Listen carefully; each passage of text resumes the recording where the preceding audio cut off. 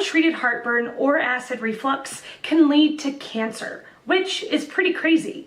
If you want a way to force your body to permanently stop acid reflux and heartburn in 48 hours, click the link in the description below. For now, let's get to today's question.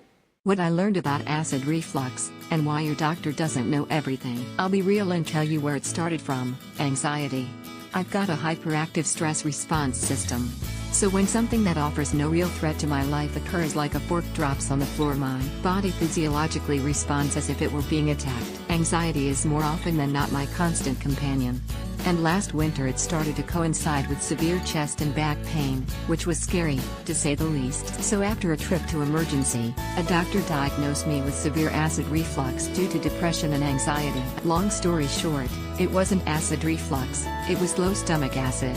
And it took me a long time to figure that out. Hospital trips, prescriptions with unfavorable side effects, and multiple emotional meltdowns. Later I realized that as nice as the emergency room doctor was, she wasn't capable of helping me fix what was wrong with me. And neither was my family doctor. All either of them could do was offer pills that weren't working, and invasive, over-the-top medical treatments, none of which would fix the reason why my body was yelling at me. And I don't do pills if I can help it. I was over-medicated for 20 years for depression, something I now know without a fiber of doubt didn't need medicating. I needed counseling, a different home life, and some self-love. More on that down the road. Because of my experience, I am very wary of pills, as they just cover up the issue with a dash of something else, i.e. side effects, some of which we won't know the existence of for many years. So I made a bold assertion: I had to look outside the medical system to fix what was wrong with me. And I had to take control of my life, which meant taking responsibility for what I was putting in my body. Here's what I did.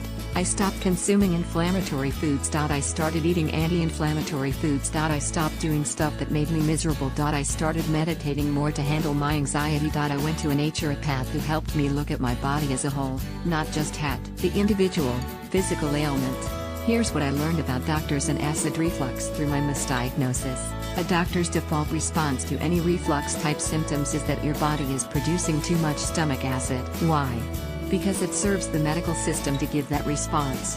When they say it's something else, they open up a whole new can of worms.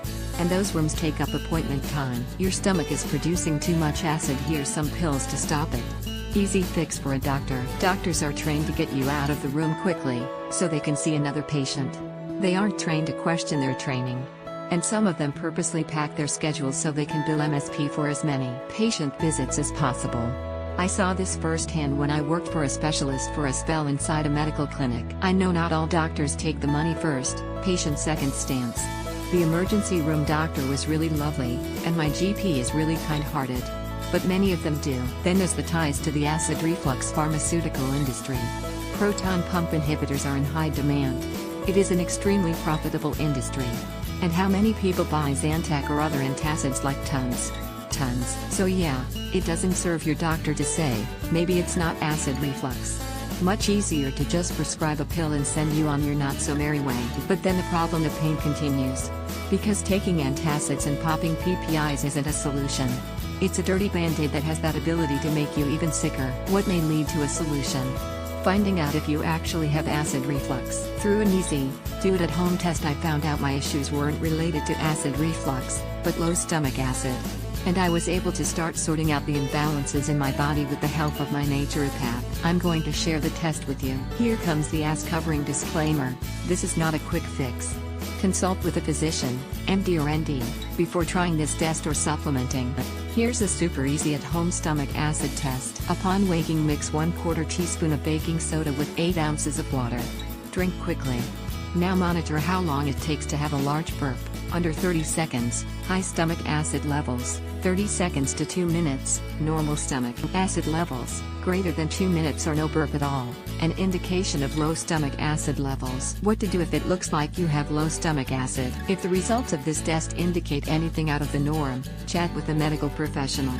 If you can afford to go to a naturopath, go. Investing in your health and wellness is the most loving thing you can do.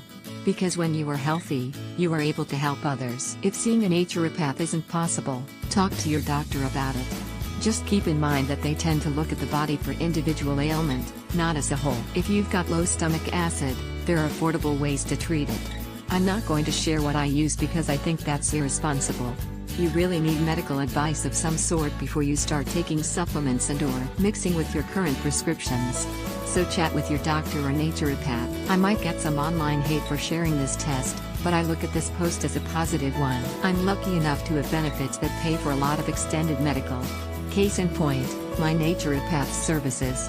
I think it's total BS that you have to be in a certain tax bracket or have pimped out medical benefits to get access to these types of life-changing services. So I'm going to share what I learned, in hopes that it might help others. Once I found out what my real issue was, I was able to address it affordably and in a relatively timely manner. It's not an overnight fix because health and wellness is a lifetime-long process, but I'm committed to it. At the end of the day, I want everyone to be healthy and happy. And when I think of all the folks who have been on antacids and proton pump inhibitors for years, and they don't even need them, I cringe. Questions about my experience? Happy to answer them. Email me@mustlovecrows.com. Take control of your health. The fact that you are still alive right now means you still have more to learn, so educate yourself. Here's to health and wellness. Did you enjoy this post? Recommend it by clicking the to the left or below this post. Andrea Skorts is a Huffington Post blogger and freelance writer who creates soul-centric content for health and wellness coaches. www.mustlovecrows.com or email her, me@mustlovecrows.com.